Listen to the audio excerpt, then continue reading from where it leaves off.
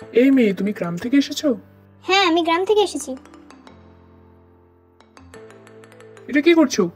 খাবার নষ্ট করা উচিত নয়। তুমি খেতে খুব পছন্দ করো, তাই না? হ্যাঁ, একটু কম পছন্দ করি। তুমি কি আমার বন্ধু হবে? আগে খাওয়া দাওয়া করে নি, তারপরে। এই মেনুতে যা আছে সব দাও। তুমি অতগুলো খেতে পারবে তো? হ্যাঁ, তুমি আমি দুজনে মিলে খাবো। আচ্ছা, আমার খাওয়া হয়ে গেছে, এবার বিল দিই। আরে না না, লাগবে না, এখানে সবই ফ্রি। ও,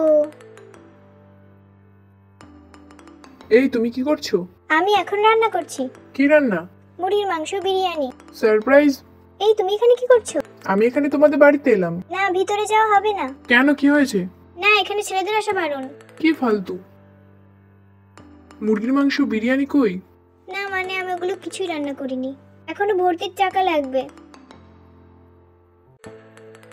তুমি এই কোম্পানিতে কাজ করতে পারো, এখানে তুমি 5,000 টাকা করে মাসিক বেতন পাবে।